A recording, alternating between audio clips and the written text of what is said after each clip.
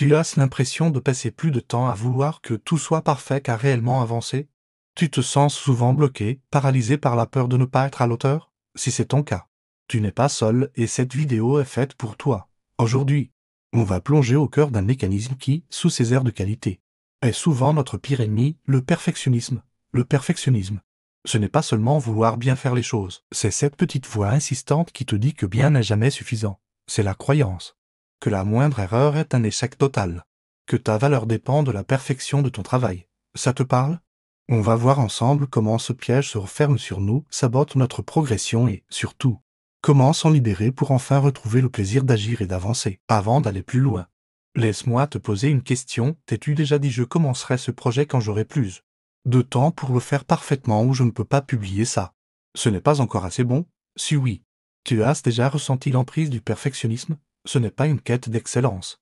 C'est une quête de l'inatteignable qui te freine. Alors, comment savoir si ton perfectionnisme est devenu un problème? Il y a des signes qui ne trompent pas. Le premier est le plus évident. C'est la procrastination. Ça peut paraître paradoxal, non? Un perfectionniste qui repousse tout au lendemain.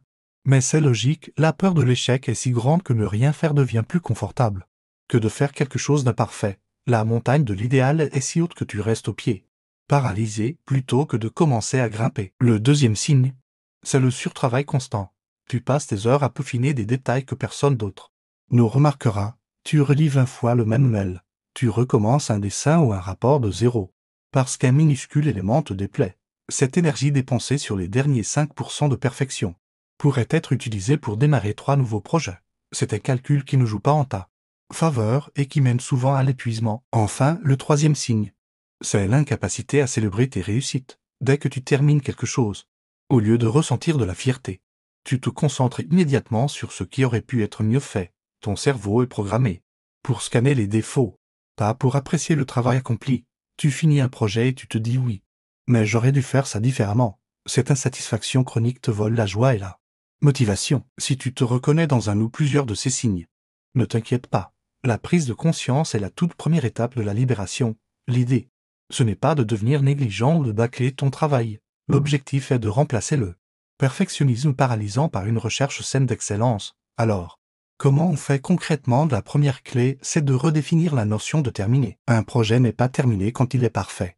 Il est terminé quand il remplit son objectif principal. Demande-toi, quelle est la fonction essentielle de ce que je suis en train de faire? Pour un rapport, est-ce de transmettre une information claire? Pour une création artistique, est-ce d'exprimer une émotion? Concentre-toi sur cet objectif et une fois qu'il est atteint, autorise-toi à considérer la tâche comme accomplie. Une autre méthode simple et incroyablement efficace, c'est la règle des 80 sur 20.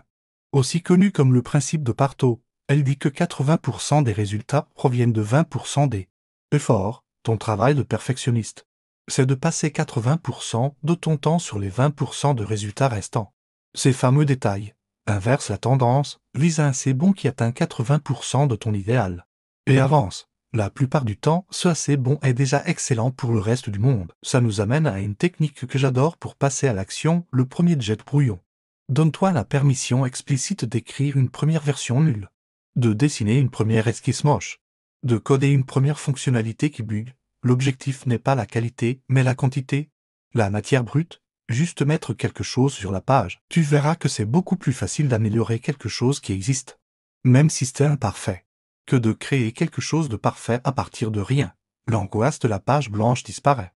Et pour retrouver le plaisir dans l'action, il faut changer ton dialogue intérieur. Au lieu de te focaliser sur le résultat final, concentre-toi sur le processus. Apprends à aimer le chemin. Chaque petite étape est une victoire. Tu as écrit un paragraphe? Super. Tu as résolu un petit problème? Bravo, célèbre ces petites avancées. Entraîne ton cerveau à voir le progrès, pas seulement l'écart qui te sépare de la perfection. Pense aussi à te fixer des délais, pas des délais lointains et vagues, mais des deadlines courtes et fermes. Je passe 1 heure sur cette tâche et à la fin de l'heure, quoi qu'il arrive, je passe à la suivante. La contrainte de temps t'oblige à te concentrer sur l'essentiel et t'empêche de te perdre dans les détails. C'est un excellent garde-fou contre le perfectionnisme. Le perfectionnisme est souvent lié à la peur du jugement des autres. On a peur que nos imperfections révèlent qu'on n'est pas compétent. Mais la vérité, c'est que les gens sont bien plus inspirés par l'action et le progrès que par une perfection. stérile et inaccessible. Montrer ton processus, tes essais et même tes erreurs te rend plus humain, plus authentique et souvent plus admirable. En résumé, pour te libérer du perfectionnisme, identifie les signes qui te bloquent. Comme la procrastination, redéfinis ce que terminer signifie pour toi. Applique la règle des 80/20 pour te concentrer sur l'essentiel. Autorise-toi à produire des brouillons sans jugement. Et enfin, apprends à célébrer le processus et les petites victoires. Pas seulement le résultat final. Le voyage pour se défaire du perfectionnisme est un marathon, pas un sprint. Sois bienveillant avec toi-même. Il y aura des jours où la petite voix reviendra. Et c'est normal. L'important est de la reconnaître et de choisir consciemment de ne pas la laisser prendre le contrôle. Tu as ce droit d'être en apprentissage. Tu as ce droit d'être imparfait. C'est d'ailleurs dans cette imperfection que se trouve ta créativité, ta résilience et ton humanité. J'espère que ces clés t'aideront à avancer avec plus de clarté, de confiance. J'aimerais beaucoup lire ton expérience en commentaire. Dis-moi, quelle est ta plus grande difficulté liée au perfectionnisme? Partager nos expériences a une force incroyable. Si cette vidéo t'a parlé et que tu veux continuer à transformer tes doutes en force, pense à t'abonner à Mindflow Vision et à activer la cloche pour ne manquer aucune de nos prochaines explorations. Merci d'avoir regardé jusqu'au bout. Prends soin de toi. Et souviens-toi, fais vaut mieux que parfait. À très bientôt.